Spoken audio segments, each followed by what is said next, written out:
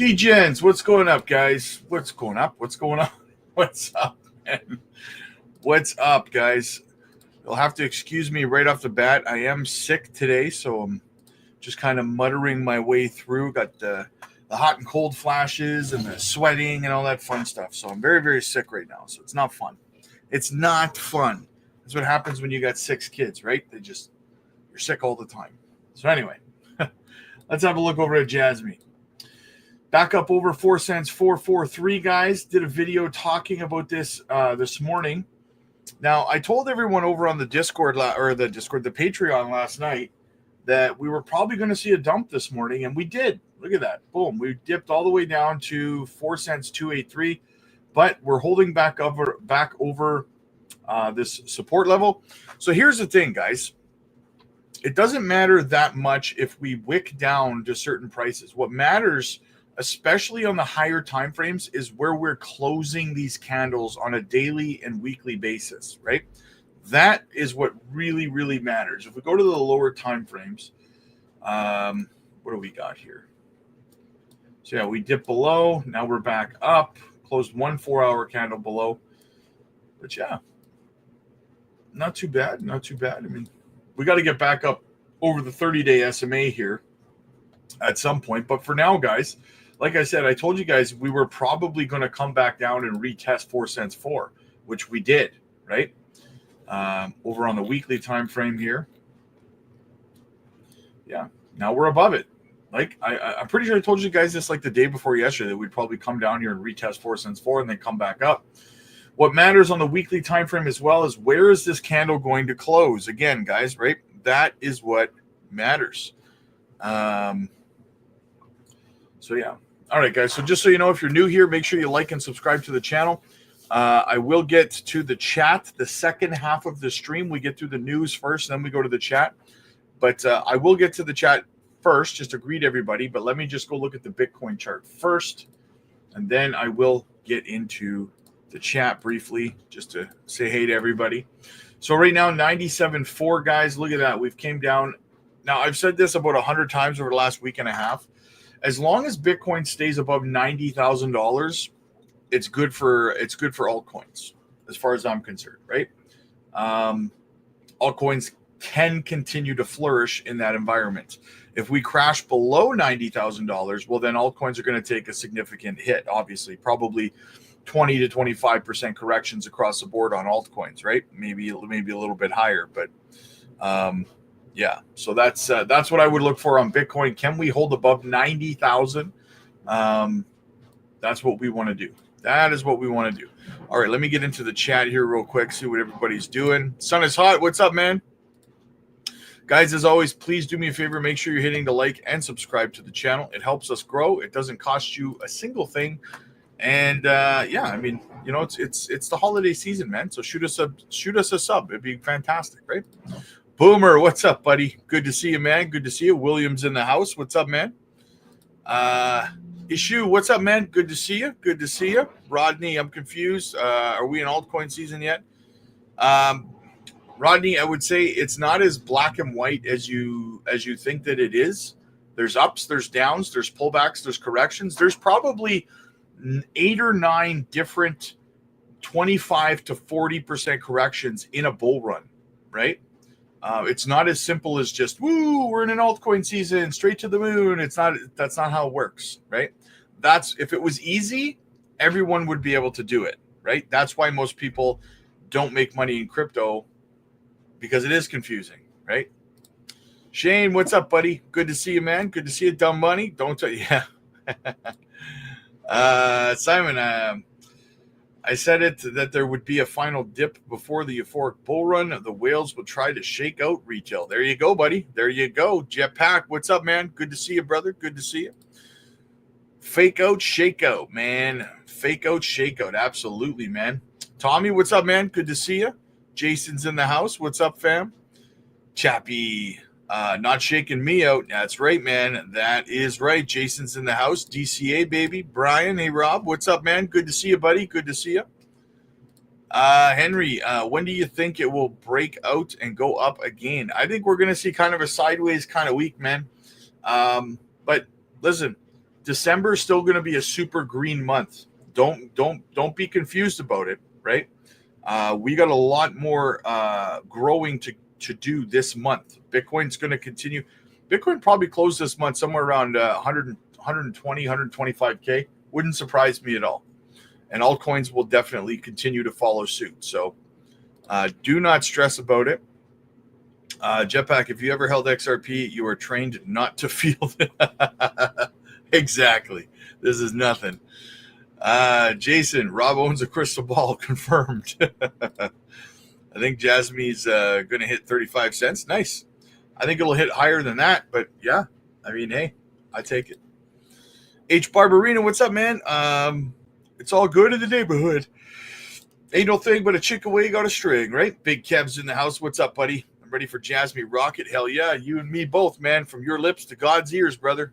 All right, so that is the chat. So let's get into the crypto bubbles. What's going on across the market? We have a sea of red right now. Yeah, just a sea of red. DCA opportunities abound, guys. Jasmy, 4 cents, 446. Still got a $2.15 billion market cap. So yeah, it's actually up from this morning when I did the video. So not bad, not bad. I'll get back into the chat, guys, the second half of the stream, just so you guys know. So bear with me on that. So yeah, just, DCA opportunities, guys. DCA opportunities. Take advantage of it while you can. And, yeah, I mean, the opportunity is there for you. You can top up your bags, or you can not top up your bags. All right. So first thing we're going to do, guys, I really think this is awesome, okay? This is the Swift AI. Now, I showed you guys in the last couple of days that they have a new AI on their blockers, right? Now, this is all completely done with their AI. They have two AIs that communicate with each other to go over the news, right? These aren't people. These are AIs. Listen to this. This is just a quick recap of the of the news around. So they're talking about Ethereum's outtake, Aerodrome token soars, and Ripple CTO aims. So this is AI. Listen to this. It's really, really cool. All right. So welcome everyone.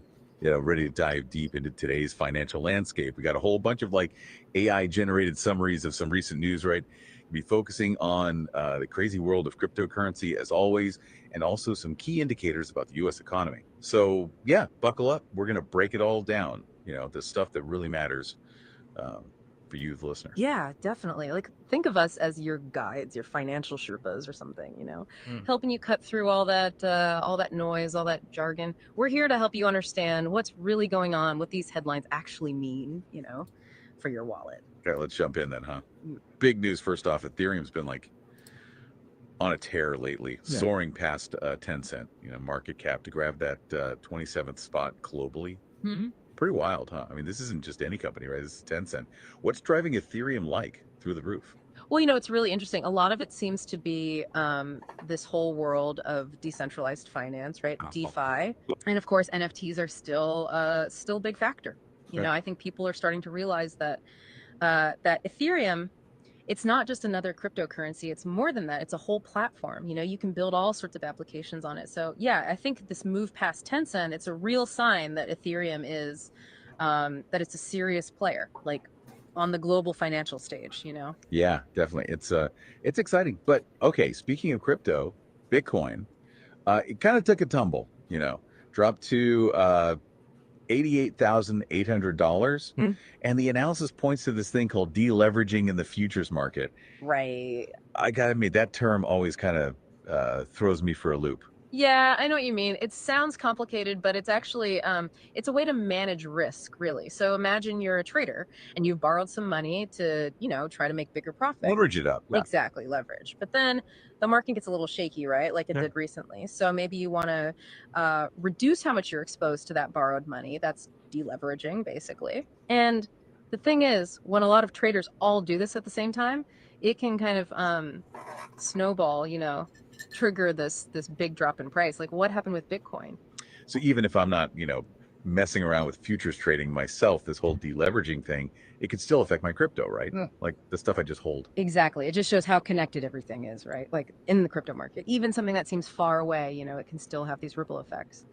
So yeah, it's really important to understand how it all works, even if you're not, you know, actively trading futures yourself. Gotcha.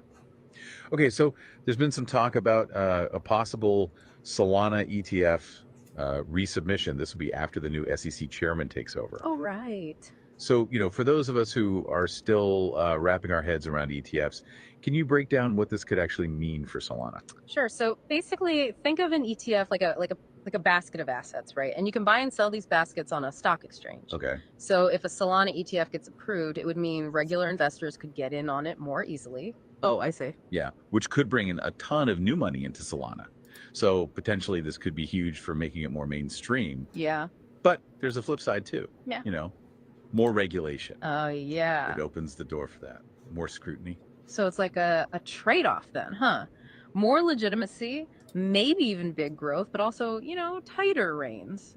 Makes you think about what it means for the long term, for sure. Absolutely. It'll be interesting to see how it all plays out, you know, over the next few months. Yeah, definitely. Okay, and before we move on, I gotta mention ARO. They saw a price jump of like 15.1%, reaching $2.01. What's behind that kind of crazy growth? Well, it's hard to say for sure without, you know, really digging into what Arrow's been up to specifically. Maybe some good news about their project came out, or maybe it's just, you know, the market momentum carrying it along. Yeah. But, you know, it's a good reminder that the crypto market, it's super volatile. I mean, you can see these huge gains, but you can also see some big losses too. Yeah, volatility is the name of the game for sure. Okay, let's shift gears a bit and look at the bigger picture now, the U.S. economy. So the news is highlighting a pretty strong job market, like surprisingly resilient. Right. And they're saying this could actually affect interest rate decisions. Can you walk us through that connection? Sure. So basically, a strong job market usually means a healthy economy, right? People are working, they're spending money, and that drives growth. Yeah. But the thing is, it can also lead to inflation, like prices start going up too fast. Oh, okay. And then the Federal Reserve, the Fed, they might raise interest rates to kind of, you know, cool things down, keep inflation under control. It's kind of like tapping the brakes on a car that's going too fast. Makes sense. So, okay, a strong job market can lead to interest rate hikes, but aren't there other things that matter too? Like, what about supply chains getting messed up, or you know, what's happening in the global economy? Absolutely. I mean, the economy is this giant, complicated web, right? Everything's connected. So, yeah, supply chain problems, global events, all of that, it influences what the Fed decides to do. The job market is just one piece of the puzzle. Yeah, it's like trying to solve this giant financial Rubik's Cube. Haha, exactly. Speaking of puzzles, the December U.S. one-year inflation rate, it just came in at 2.9%, which is higher than expected. Yeah. What's that telling us? Well, it could mean that inflation is going to be a bit more stubborn than we thought, you know, like it's going to stick around. The Fed, they want inflation to be around 2%. So this higher number, it might push them to raise interest rates even more just to try to, you know, get things back on track. Okay, so tying this back to crypto, if the Fed raises rates, could that affect crypto prices too? It could, yeah, because when interest rates are higher, those traditional investments, they start to look more appealing. So some investors, they might pull their money out of riskier assets like crypto. It's all part of that, you know, interconnectedness we were talking about. Wow, it really shows how complex this whole thing is, right? And how connected everything is. We got Ethereum making big moves, Bitcoin reacting to, you know, all the ups and downs, a possible Solana ETF on the horizon, and then the US economy dealing with inflation and, you know, the strong job market. It's a lot. Yeah, definitely a lot to keep track of. But remember, the main takeaway here is that everything's linked, you know. From those futures market moves to the job market, it all ripples through the whole financial system, affecting both traditional markets and the crypto world. Exactly. And that brings us to our final thought for all of you listening. So we talked about a possible Solana ETF, right? But imagine, what if every major cryptocurrency had an ETF?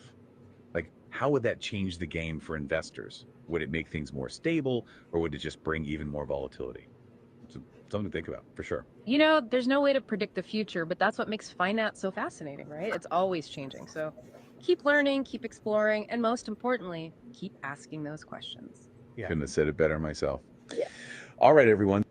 You wonder why I'm bullish on Swift, guys? This is a completely AI generated conversation between two AIs created by blockers, Swift, the all-chain bridge. They're doing big things, guys.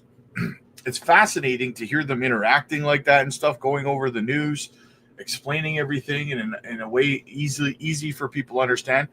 Very bullish on Swift, guys. Very bullish on Swift. All right, let's get into some Myria news. Myria also entering the AI field. So Myria's AI revolutionizing developer support in Web3 gaming. The Web3 gaming ecosystem is on the rise, and with it, the demand for accessible, efficient, and developer-friendly tools. Enter Myria AI, a new feature designed to redefine how game developers interact with blockchain technology. With Myria AI, developers will no longer need to wade through dense documentation or grapple with complex coding issues.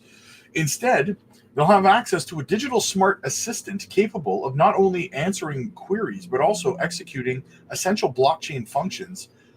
Let's have a deeper look at Myria's AI. Myria AI is an intelligent assistant designed to support game developers in integrating blockchain features into their projects. Functioning as a conversational chat box powered by the advanced LLM Myria AI, will go beyond just answering questions. It will actively execute code and manage blockchain operations like minting, airdrops, and NFT transfers on behalf of developers. This means that developers can interact with the AI much like they would with a team member, asking hyper-specific questions, solving coding errors, or checking transaction statuses without ever leaving the Myria developer portal. By doing so, Myria AI will eliminate the need for to sift through vast amounts of data and give developers more time to do what they do best, creating games.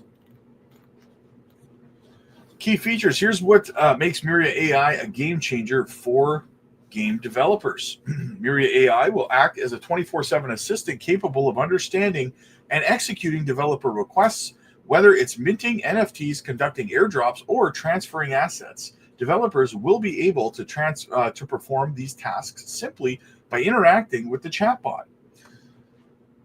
Instead of combining through Myria's existing product manuals and guides, developers can ask Myria AI specific questions and receive direct, actionable answers. For example, how do I mint an NFT from this specific collection? Can you help me debug this transaction error? What features are included in the SDK release? 2024 has seen brand new additions to the Myria developer ecosystem, with leaderboards and achievements joining the product suite in August.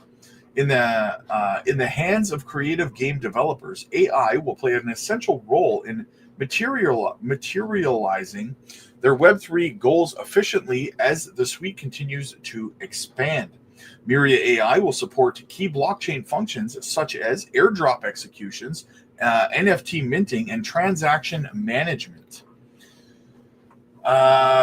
From explaining product features to assisting with implementation, Myria AI will offer customized guidance for each developer's unique needs. Developers will interact with Myria AI through MetaMask wallet signing, ensuring secure authentication and safe transaction execution. Web3 technology offers immense potential, but the complexity of blockchain systems can be a significant hurdle for developers. Myria AI is set to address these challenges by providing time savings. Blockchain integration often involves navigating dense documentation and trial and error coding. Myria AI eliminates these inefficiencies, enabling developers to complete tasks in a fraction of the time that it would usually take. Accessibility for Web2 developers. Many game developers come from traditional Web2 backgrounds where blockchain concepts like gas fees and smart contracts are foreign. Myria AI will bridge the gap by translating Web3 functionality into familiar workflows and environments. With Myria's developer suite expanding, Myria AI will ensure developers can quickly find and implement the resources and tools they need. By offering instant tailored solutions, Myria AI will streamline the development process, empowering studios to push their projects forward faster. They're building Myria AI with cutting-edge technology, combining the natural language processing power of LLM and robust blockchain capabilities. Here's how it works. The chat bot will process developer queries in natural language, providing clear and concise answers tailored to your specific needs. Code execution and comprehensive knowledge base. Myria AI will empower developers to integrate Web3 features like tokenized assets, marketplaces, and reward systems with ease, driving innovation in blockchain gaming. By simplifying blockchain integration, Myria AI will encourage more traditional studios to explore Web3 gaming, broadening the ecosystem and attracting new audiences. Streamlined development means faster, more polished releases, ensuring players enjoy seamless gameplay and robust in-game economies. Myria AI isn't just another chatbot, it's a powerful tool designed with game developers in mind. Its ability to execute blockchain functions, provide tailored support, and integrate seamlessly into the Myria developer portal sets it apart as from traditional developer tools. The Myria AI will offer comprehensive functionality, developer-centric design, and 24/7 availability. Myria AI will be a major milestone on the Myria roadmap, shifting the way game developers interact with blockchain technology. With tailored solutions and the ability to execute complex tasks, Myria AI will empower studios to build better games faster. So there you go, guys. There you go. Huge news. Guys, two of my biggest bags, Myria and Swiftcoin, both having this new upgraded tool, this AI interaction bot that they've integrated into their systems. This is massive for both projects, guys. I could not be more bullish on Swift and Myria at this point in time. Absolutely amazing. Absolutely amazing. All right. I know there's a few of you guys who love Veracity. So Veracity just got listed on Bitvavo. So there you go there. New listing for VRA. Big things popping, little things stopping. Bitcoin Magazine, former CEO of Binance says Bitcoin market cap should be way more than gold's $16 trillion market cap. I want to talk about a theory I have. Bitcoin right now is digital gold, but it's better than gold in almost every attribute. I mean, it's more scarce, it's more portable. Absolutely, yeah. So when I think about what should the price of Bitcoin be, I really have a hard time making the case that it should be worth anything less than parity with gold, which would be, I think, a $16 trillion market cap.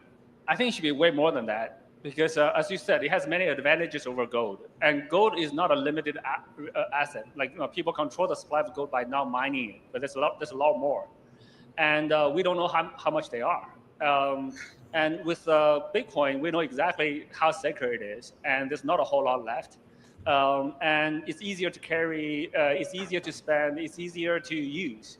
So there's so much more, and we should not estimate the potential of a new asset type or new industry by using old industries.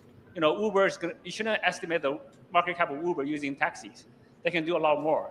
I think with this new technology for money, we can do a lot more. Bitcoin can do a lot more that gold couldn't do.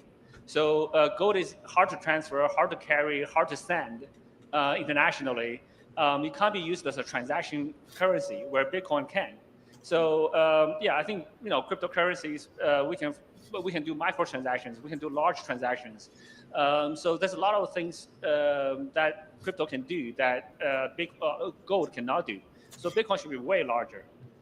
You heard it here, folks. Bitcoin should be way larger than gold. $16 trillion market cap. I think that's like $850,000 of Bitcoin. It's only a matter of time, guys. Only a matter of time. Not if, but when. MicroStrategy bought another 21,550 Bitcoin for $2.1 billion today, guys. It just doesn't stop. Absolutely phenomenal. All right, what else do we got? Sadaf Dean Anonymous says if you don't have Bitcoin, you don't really have money. So who benefits from generating more money, from increasing the supply of the money? The people who are able to generate and print that extra money, essentially the banking system. So it's good for the banks to be able to create that money, but it's not good for the economy. The idea that we're better off because banks are able to create money out of thin air is fiction. It's in fact extremely dangerous, and it's the exact opposite. The fact that they create the money out of thin air is what causes the money to fluctuate and causes the business cycle and causes those crashes. And you don't fix that with more money printing and with more inflation. You fix that by ending the money printing and ending the money inflation. You mentioned just earlier about the existence of money. Is it a real thing?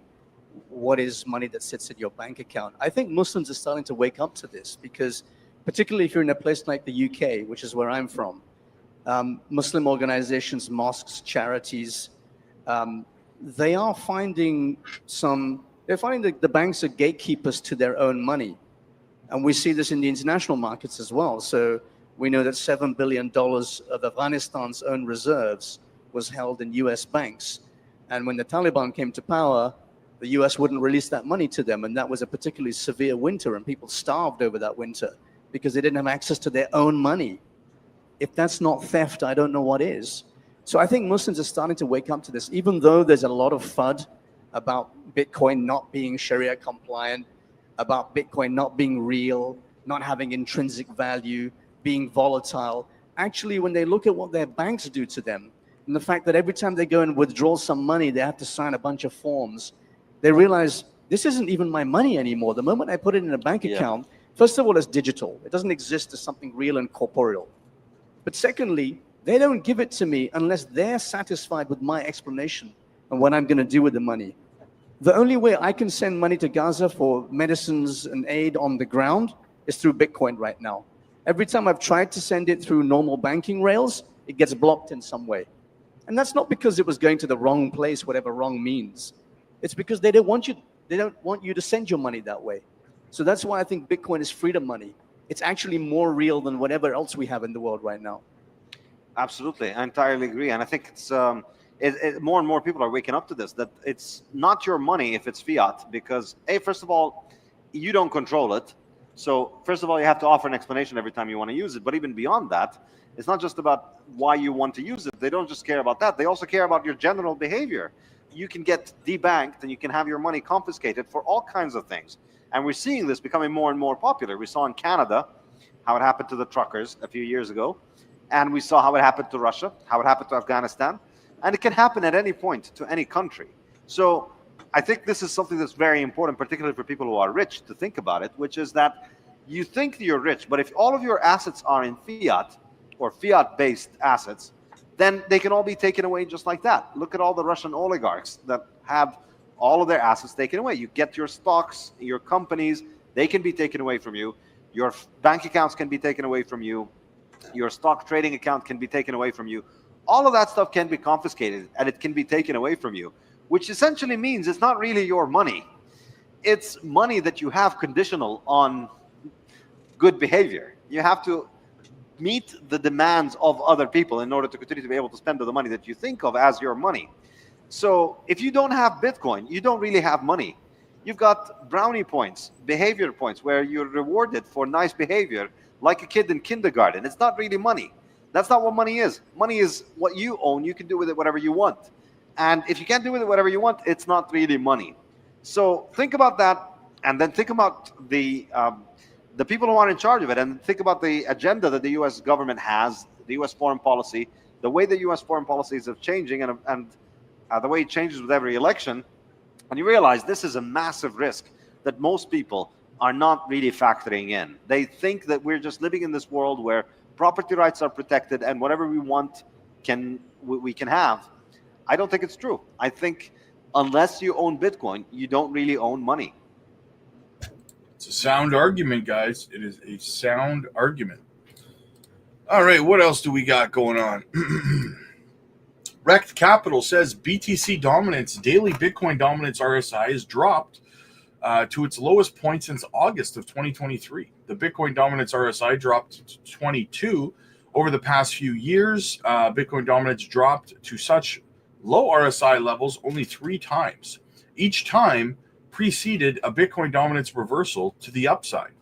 So he thinks Bitcoin dominance is about to recover, and I would echo that sentiment, guys, because let me show you. Okay, it's a Dixie, and boom, here we go. We have our first green candle in weeks on Bitcoin dominance. It's back up to 55.58 right now. Bitcoin first green candle. So Bitcoin dominance starting to make a recovery, which is bad for altcoins, right? But in the immediate term, it's bad for altcoins. In the long term, it's fine. I've been saying all along that Bitcoin's not done its rally yet. It's going to continue on. So for Bitcoin to push back up over 100K and beyond, we're going to have to see the Bitcoin dominance start to recover again anyway. So that's what I'm watching for. That's what I'm watching for on Bitcoin dominance. So I think he's absolutely right when he says that. What else do we got? All right. More Bitcoin being purchased. Publicly traded AI firm Genius Group bought another $2.2 million worth of Bitcoin. Guys, Bitcoin supply is drying up faster than you can shake a stick at it, okay? Binance is stacking JASMY. Pay attention, something big is coming. So yes, I've covered this a couple of times now, guys. Binance continues to purchase more and more JASMY coin. I'm thinking they're prepping for a relisting or removal from the monitoring zone on Binance. So that's what I would be paying attention to there. Former Boston Fed Pres Eric Rosengren, there's a good reason to pause Fed rates. Yes, right now on the Fed under President Trump is Eric Rosengren. He's former Boston Fed president, now a visiting scholar at MIT's Golub Center. And let's break that down very quickly, Eric, what you think about that conversation. Some people will say, well, he didn't promise he wasn't going to remove him. But to me, the news was really that he said, no, he doesn't have plans to do it right now. What was your take? My take was the same, that he doesn't plan on doing it. There's a strong reason for him. One, Jay already has been lowering interest rates, which is presumably the policy that he'd prefer to see. And the second is that he doesn't have that much longer on his term. And there's no reason to get in a legal wrangle about whether the president has the power to fire the chair of the Federal Reserve if he's going to get to replace him anyway within a year. Right. In terms of what the Fed is doing right now, you mentioned they're already lowering rates. The expectation is that they'll do that once again next week. But then where do you think things stand? Because there have been more questions about whether the Fed would take a much more prolonged, relaxed look at things before they decide to cut once again. Well, this is the December meeting, so we're going to get the summary of economic projections, which is the committee's forecast for what they're going to do in the next year. In September, they were expecting 4 cuts over 2025. My own expectation is they're going to lower that probably to 2. And that's going to reflect the uncertainty about what fiscal policy is going to be in the coming year. And also that if you look at core prices, we're going to get the CPI on Wednesday, but core PCEs flattened out at a level that's a bit higher than they want. So over the last 6 months, it's been hovering around 2.7, 2.8%. The inflation target's 2%. So there's a pretty good reason for pausing, both with the fiscal uncertainty and with the fact that core inflation has not come down quite as quickly as they were anticipating. Still, would it shock you if they didn't cut rates at this meeting next week? I think if we got a surprise on the CPI report and the CPI was much higher than expected, that it's a possibility they won't do it. I think there are going to be some members that are going to argue for starting the pause now.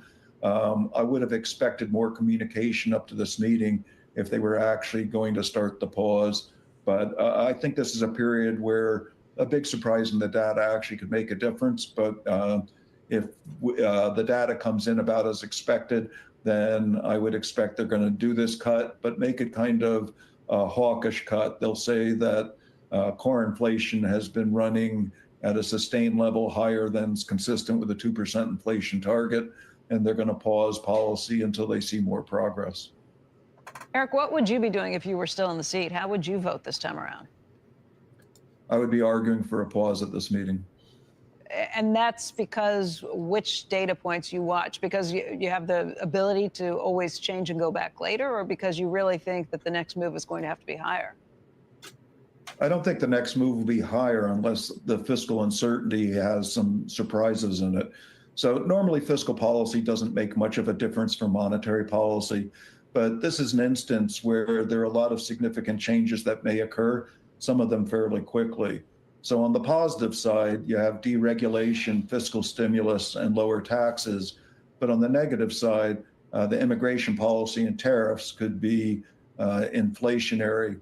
The policy's not completely clear at this point. I don't know that it's going to be clear in January or February either. It's probably going to take some time to see what that policy is, but it likely will make a difference in how quickly inflation comes down.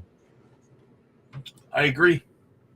25 basis point cut and then pause probably for a significant amount of time, probably at least for the first quarter of next year. Upbit, Korea's largest exchange, is buying these dips. Guys, I've been tracking this on occasion. I've been showing you guys this. Both Binance and Upbit have been purchasing Ondo like crazy. I think we're about to see Ondo get listed on both of these platforms, guys. Very bullish for my bags and for yours too if you're holding Ondo. Someone just bought $183 million worth of Bitcoin. Very, very cool. Whale time, baby. What else do we got? Iran to embrace Bitcoin and crypto with regulatory framework instead of banning them, says Minister of Economic Affairs. First Russia, then China, now Iran. BRICS are coming. Very cool. Very cool.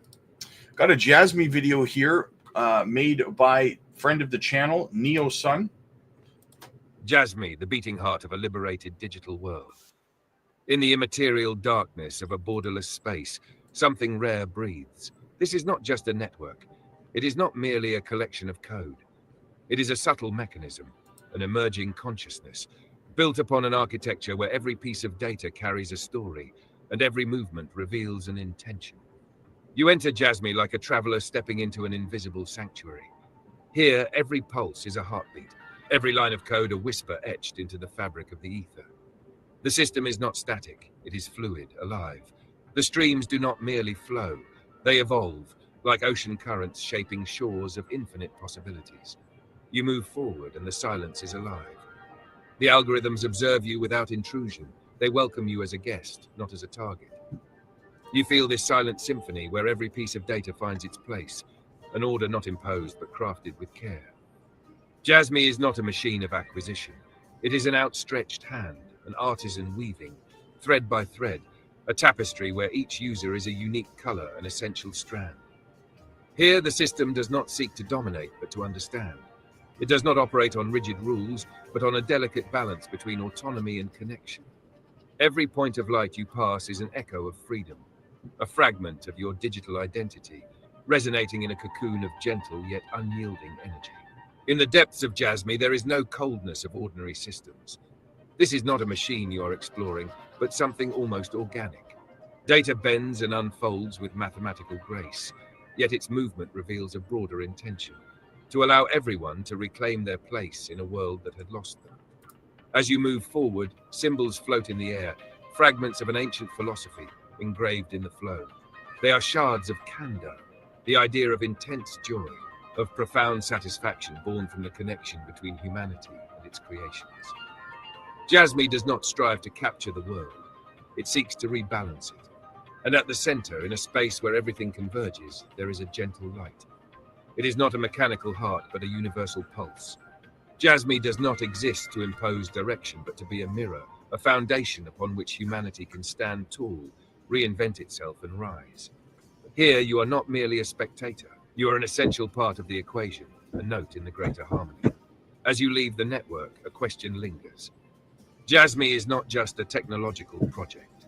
It is a call to rethink our role in the digital universe, to reconcile the power of systems with the fragility of individuals, to build a future that breathes with us instead of crushing us. Pretty cool video by NeoSun. Much appreciated. All right, what else do we got? Bhutan offloads $40 million in Bitcoin as price eyes fresh highs. The royal government of Bhutan has again aroused interest in the broader cryptocurrency space with a notable Bitcoin transfer. According to Arkham Intelligence, on an on-chain analytics platform, the royal government of Bhutan transferred 406 Bitcoin worth around $40 million. The transfer is the latest in a series of transfers in the last 2 months. Despite the Bitcoin's price rally, the royal government of Bhutan has been uploading its holdings at regular intervals. The movement of this Bitcoin holdings intensifies after Donald Trump's victory in the United States election. This offloading of its Bitcoin stake is happening despite the price rally in the world's leading digital asset. The 406 Bitcoin, which moved to QCP Capital, has sparked speculation among stakeholders as some believe it to be an outright sale. This development contrasts with those of other countries like Brazil eyeing Bitcoin reserves. Data shows that Bhutan's government holdings have dwindled to 11,781 in its treasury. Notwithstanding, the royal government of Bhutan still ranks among the top 5 largest government holders. The cumulative value of the remaining Bitcoin in the royal government of Bhutan's treasury stands at approximately $1.164 billion. This massive chest is due to the Bhutan being a major mining site for Bitcoin. Notably, the government's acquisitions came mainly from the hydropower mining operations. However, since late October of 2024, when the price of Bitcoin surged, the government has offloaded 1,696 Bitcoin. Market observers suggest that they were taking advantage of the price increase to make profit. The sales made at an average price of $81,999 has generated approximately $139 million. All the transactions have flowed either through Binance or QCP Capital. Interestingly, despite Bitcoin's breaching the psychological level of $100,000 in a historic climb, the asset has struggled to reach support levels. As of the time of writing, data shows that Bitcoin exchanges are at $98,977, down by 1.19%. However, the market volume has risen by 59.40% to 66.41 billion. Analysts speculate that despite the continued fluctuations in the volatile market, Bitcoin will soar in 2025. In the long term, some have predicted that before the end of 2025, Bitcoin will cross the $200,000 mark. Very, very interesting, guys. Right. What else do we have? We got more from Squawk Box. Lead Bank CEO Jackie Reese's evolution of crypto will only add to the evolution of banking. Joining us to talk about fintech, banking, AI, and crypto, and what all these things could look like once President-elect Trump takes office next month. I want to welcome Jackie Reese. She's the chair, CEO, co-founder of Lead Bank. In the past, she's had roles at Block, Yahoo, Apex Partners, Goldman Sachs, and so much more. She currently sits on the boards of Affirm, Endeavor, and a whole bunch of other companies. As a former Alibaba board member, you're everywhere. You touch everything. Just banking. Okay, well, let's talk about banking, because I think there's a big question about what's going to happen to legacy traditional banking under this Trump administration, but also what's going to happen to the sort of the fintech next generation version of banking and crypto and all of it. Well, I think with crypto, that's probably the most interesting thing, because you've seen these momentum moves in the crypto market. First, when ETFs evolved, with BlackRock announcing their crypto ETF, and now everyone expects there to be a market structure bill to settle the rule of law around crypto and stablecoins. And I think that'll be incredibly helpful to the market. And fintech, I think it's been a long evolution over the last 10 years. where you've seen a wholesale change in the way banks show up now in people's pockets and try to make transactions easier for consumers and businesses. And I think any of that evolution is amazing. Would you be long all sorts of crypto? Would you be long all sorts of fintech? Would you be short legacy banks and Visa and MasterCard? I mean, how do you think about sort of the future going forward? No, I think banking has basically been unboxed and shows up in people's pockets. It shows up in people's transactions. It's one of the largest sectors in the economy. And I think where all money is largely digital at this point, 90% of the money that is in the US economy is largely digital. I think the evolution of crypto will just continue that evolution. So who are the winners though, but also who are the losers? Well, banks have proven to be part of the financial structure of the crypto market. I think you've seen them take on crypto, whether it be ETFs, whether it be a market trading. Well, so maybe the legacy guys eat the fintech guys. Well, it's hard to define what fintech is today because everyone has such strong technology that I think you've seen legacy banks take on the business and try to evolve into a more technology-first position. What advantages do fintech companies, original fintech companies, have if the legacy guys are doing the same things from a tech perspective? Fintechs have historically started with first principle thinking. They've built with scale, they've built with efficiency, and that has enabled them to, in some cases, catapult past legacy banks and force the issue of whether consumers are able to have a user interface that's easy, that's beautiful, that's efficient. And so you've seen tech companies like Square, like Affirm, like Nubank change the paradigm of how banking is done for consumers and businesses. I think that kind of thinking, and it's applied to the US government now in the upcoming administration, it's applied to technology companies and to banks. And I think it'll continue to make the experience for all of us much better. I want to show you a clip, by the way, because there's a little bit of interesting controversy around crypto and fintech. I don't know if you saw Mark Andreessen talking about debanking. Yes, I did. Debanking with Joe Rogan. Take a look at this. 1.0 was 15 years ago. Again, can't play that part, guys. YouTube gave me crap for it last time, but interesting nonetheless. Yeah, ran into a big problem. Anything Joe Rogan, the YouTube gives you a hard time with that, so can't do that. All right, so let's get back over to the JASMY chart. Boom. All right, let's get back into the chat, guys. See what everybody's talking about. Big Dog, what's up, Nicholas? Good to see you, brother. Good to see you. Dominic, looking forward to this Santa rally. Yes, me too. Let's get through this week and see what happens from there. Simon says, maybe final week of December there will where things will go nuts again. Yeah, I agree. Yo, Lily, what's up, man? Good to see you. Good to see you. Beebs, what's up, Scam? Good to see you, brother. Jetpack says being able to become an investor much easier by using crypto allows you different business opportunities in other countries and even possible citizenship through investment programs. Yes, absolutely. Huge. That's what she said. Funky, what's up, Beebs? Peeps? Gobble up more JASMY today. Nice. Nice. That's how it's done, man. Volks, what's up, buddy? Good to see you, man. Michael Saylor's a savage. Absolutely, man. Redirected. What's up, man? Liquidity. What's up? Good to see you. Good to see you. Bruno's in the house. What's up, man? Jetpack. Code is the safest and fastest form of money. Everything. Yes. Yes, yes, yes. I had warned you before the dip. Okay, cool.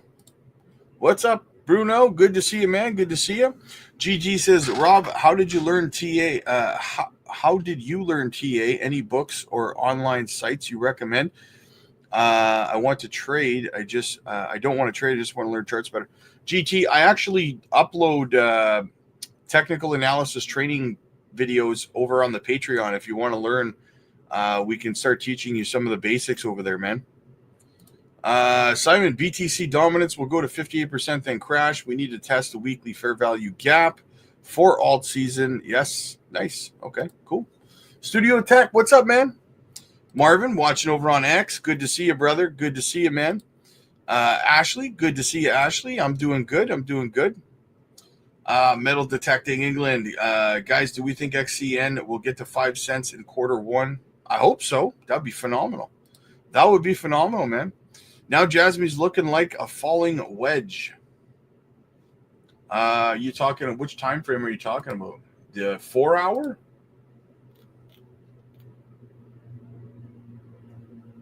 Yeah, a little bit, I suppose. Looks like a descending channel here, right? We only have 2 touch points right now, really. But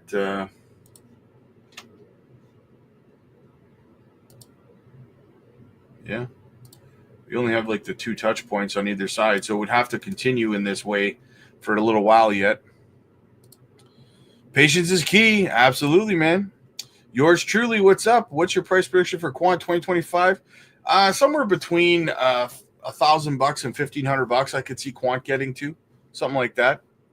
I like Quant. I think Quant's a fantastic project. I hold Quant. Bruno, how do I message you on the Patreon? You just go to the list of people on the Patreon, select me, and select message. Ali G, if we hit 10 cents by the new year, before alt season, I think we hit 60 cents late March. Nice. All right, guys. So listen, that's the news. That's the chat. We're all caught up on everything. Make sure you're hitting the like and subscribe to the channel, guys. It helps us grow. It doesn't cost you anything. And it would, it's almost Christmas time. So, hook a brother up with a sub. That'd be fantastic. Also, guys, I will be live later this evening over on the Patreon. Make sure you guys are there. The link is in the chat. It's in the description. It's in the pinned comments. If you need help creating an exit strategy, guys, get over there. We will help you design an exit strategy, a profit-taking plan, get you all geared up and ready to go for this euphoric part of the bull run. Do not get left behind. Get over there. Shoot me a DM. Let's get you booked in for a one-on-one coaching session. You can also join our group Zoom calls over there every day and be a part of the conversation, be a part of the community, and learn how to navigate this space correctly, right? So, yeah, I'll see you guys over on the Patreon. Again, I will be back here live tonight at 8 p.m. Central for another live stream. Again, click like if you like this video. Click subscribe if you really liked it. And I'll see you guys later.